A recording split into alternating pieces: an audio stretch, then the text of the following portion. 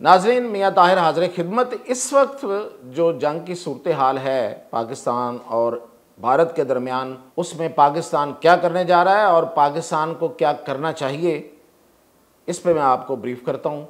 सबसे पहले तो पाकिस्तान क्या करने जा रहा है। पाकिस्तान ने अब तक SPD स्पेशल प्लान्स डिवीज़न, जो हमारे बैलिस्टिक और टैक्टिकल मिसाइल दोनों की मूवमेंट, उनकी हिफाजत, उनकी डिप्लॉयमेंट की ज़िम्मेदार अदारा है, उसने मिसाइल फिक्स कर दिए हैं, डिप्लॉय कर दिए हैं। अब मैंने दो टर्म्स बोली हैं, एक बैलिस्टिक और एक टैक्टिकल मिसाइल। ये गूगल शुगल ये देखें, ये चीज़ें गूगल के लिए नहीं होती हैं। पाकिस्तान के पास टैक्टिकल मिसाइल है, वो है नसर।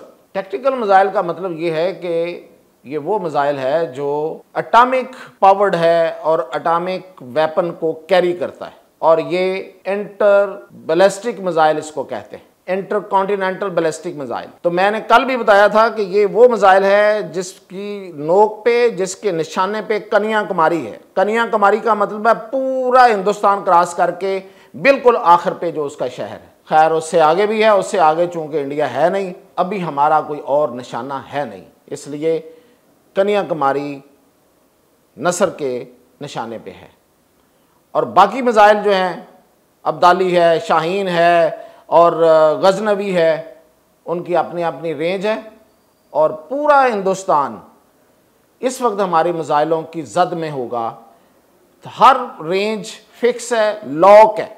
हर रेंज, सुन ले, हर रेंज फिक्स लॉक्ड। और ये बातें नहीं है, 2019 में ये लॉक करके इंडियंस को बता के एयर में, एयर चीफ की position locked, Indian army chief was sitting anywhere and he was locked by our aircraft, fighter aircraft, और उन्हें बता दिया कि देखे लॉक्ड, अब हम इसको फायर कर सकते हैं, लेकिन हम जा रहे हैं। बिल्कुल इसी तरह every position is locked, Indian are locked now on our eyes. यही नहीं है सिर्फ, इससे आगे चलता हूं। इससे आगे यह है कि पाकिस्तान किसी भी वक्त शिमला मुआहिदा को ख़त्म कर सकता है। शिमला मुआहिदा दो तरफा मुआहिदा है, बाइलैटरल एग्रीमेंट।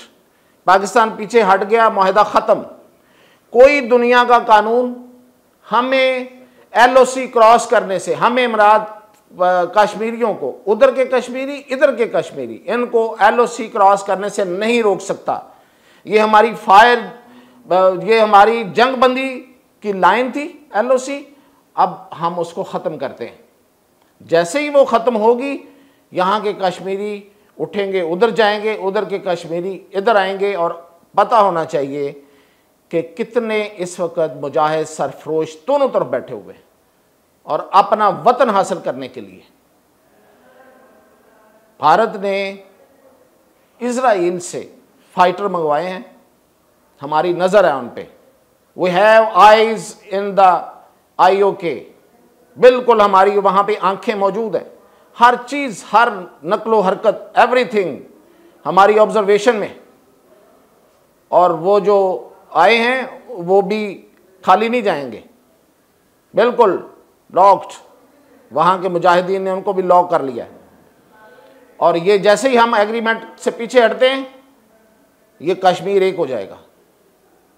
फिर देखते हैं कि भारत किस तरह ये जंग लड़ता है और किस तरह कश्मीरियों के खिलाफ जंग लड़ता है और पाकिस्तान के खिलाफ जंग लड़ता है। तो ये इस वक्त पाकिस्तान के ज़ेरे गौर हैं। ये सारी चीज़ें ना सिर्फ ज़ेरे गौर हैं, बल्कि इनके लिए सब तैयारियां मौजूद हैं। तो ये तो था, मैंने आपको बताया कि पाकिस्तान क्या कर रहा है।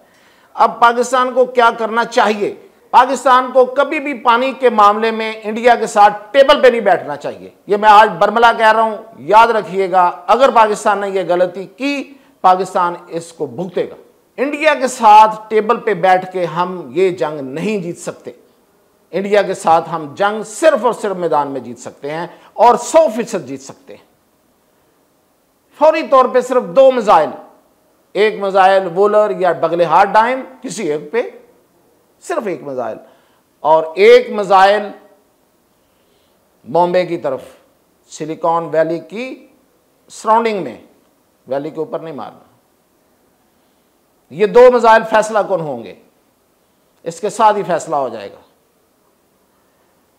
कभी आप जब भी वर्ल्ड बैंक में उनके साथ बैठेंगे, पूरी दुनिया उनके साथ है, डिप्लोमेटिकली और लॉबिंग और रिश्वत और हर तरह से दुनिया उनकी मदद देने को तैयार है।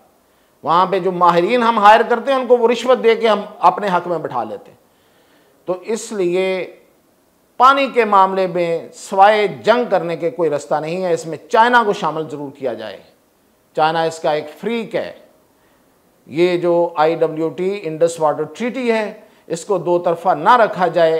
अगर इस पे कोई बात करने का कभी वक्त आए, जो कि नहीं है अभी, तो उसमें चाइना को शामिल किया जाए, क्योंकि जो वाटर सोर्स है वो हिमालयन जो हमारा पूरा रेंज है वहाँ से है, और वो जो लेह लद्दाख और तिब्बत है वहाँ से आने वाला पानी है, वही दरियाए सिंध में भी आता है और वही ब्रह्मपुत्र में भी जाता है, तो वो चाइना के कंट्रोल में है।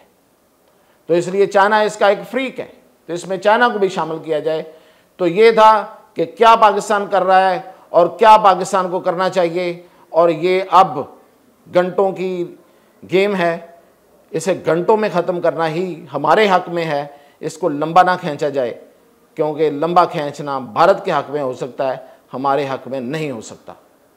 तो मज़ीद अपडेट के साथ हाज़िर होता रहूँगा।